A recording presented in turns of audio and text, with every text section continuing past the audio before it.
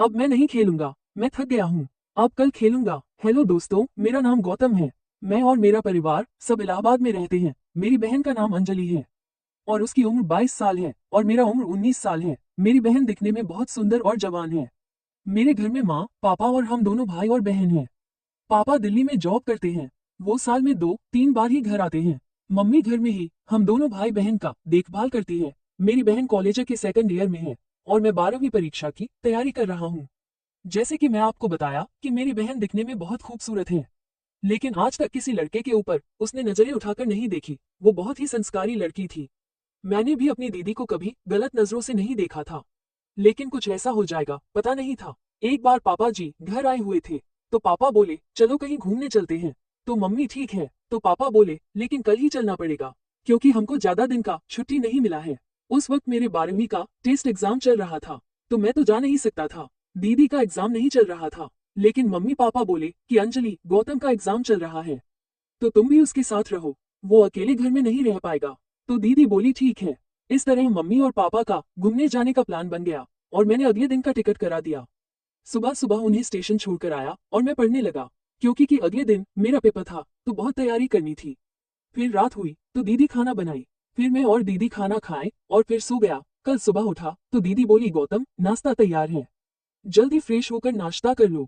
दोस्तों, मेरे घर में कुल 4 कमरे हैं। एक मेरे, एक दीदी के और एक मम्मी पापा के, और एक कमरा आने वाले गेस्ट के लिए है, लेकिन बाथरूम सबका एक ही है।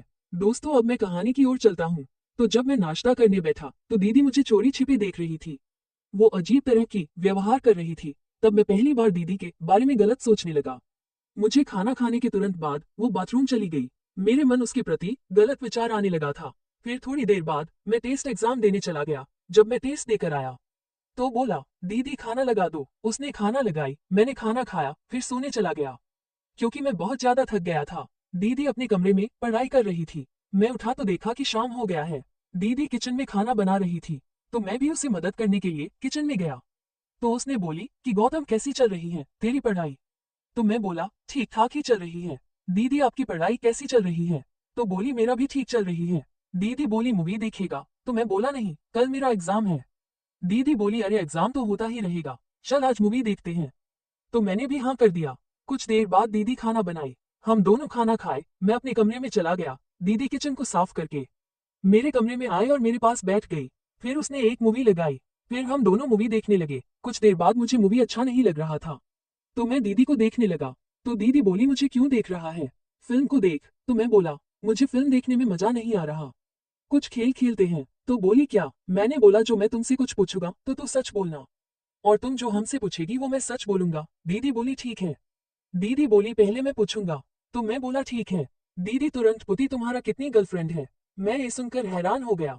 दरअसल पहले मेरे और मेरी दीदी के बीच ऐसी बात नहीं हुई थी, लेकिन पता नहीं आज दीदी किस सोच में थी, लेकिन मैं भी बोल दिया हम हैं, मेरी 2 गर्लफ्रेंड हैं। तो उसने बोली उसकी फोटो दिखाओ। तो मैंने बोला कि एक बार में एक ही सवाल पूछनी है। वो बोली ठीक है। अब मेरा बारी था। मैंने भी दीदी से वही सवाल पूछ लिया कि आपका कोई बॉयफ्रेंड है क्या? उसने बोली नहीं, मेरा कोई बॉयफ्रेंड नहीं है। फिर उसकी बारी थी। दीदी बोली अभी तक वो काम किया है या नहीं? मैंने बोला नहीं, अभी तक तो नहीं।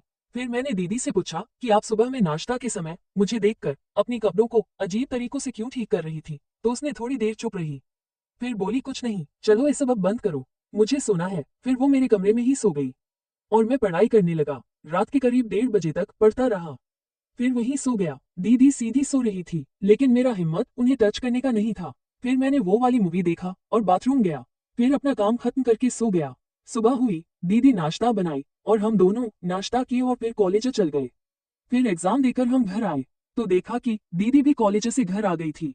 मैं बहुत थक गया था, तो मैं तुरंत सो गया। फिर धीरे धीरे मेरा नींद खुलने लगा, क्योंकि हमें कुछ अजीब सी आवाजें सुनाई दे रहा था। तो मैंने बाथरूम में देखा तो देखा कर हैरान हो गया। दीदी बाथरूम में गिरी हुई थी, उसका पैर फिसल गया था, तो वो जोर जोर से चिल्ला रही थी। मैंने बाथरूम में गया और दीदी को गोद में उठाकर बेड पर सुला दिया। उसे ज्यादा चोट लगी थी, तो मैंने मेडिकल से दीदी के लिए दवाई ले आया। डॉक्टर ने मालिश करने के लिए मलहम भी दिया था। उस दिन खाना मैंने ही बनाया और दीदी को अपने हाथों से खिलाया। फिर मैंने दीदी को दवाई खिलाई और सोने जाने लगा। तभी दीदी मुझे बुलाई, तो मैंने बोला क्या हुआ दीदी? दीदी बोली वो मलहम से मुझे मालिश कर दे। मैंने भी अनजान बनकर बोला अच्छा, और मैं मालिश करने लगा। और दीदी का पंजा छू दिया। तो वो गुस्से मुझे देखने लगी। फिर बोली क्या? तो मैंने बोला आप बहुत खूबसूरत हो। तो दीदी बोली मैं तेरी बड़ी बहन हूँ, तो मुझसे ऐसी बातें नहीं कर। मैंने दीदी को बता दिया कि हम वो सब कर सकते हैं अगर वो चाहे तब। पहले तो दीदी ने मना कर दिया, फिर वो जैसे ही मानी तो मैंने तैयार हो गया। फिर दीदी को लगा कि अब क्या होगा। पहले तो दीदी को अच्छा नहीं लगा, फिर वो मेरा साथ देने लगी। ये सब 2 घंटे तक चला। फिर दीदी ने रुकने को बोला तो मैंने छोड़ दिया। उसके बाद मैं अपने कमरे में चला गया। फिर सोचा कि लगता है दीदी को अच्छा नहीं लगा, लेकिन ऐसा नहीं था। जैसे ही 2 बजे दीदी फिर आए और वो सब किया।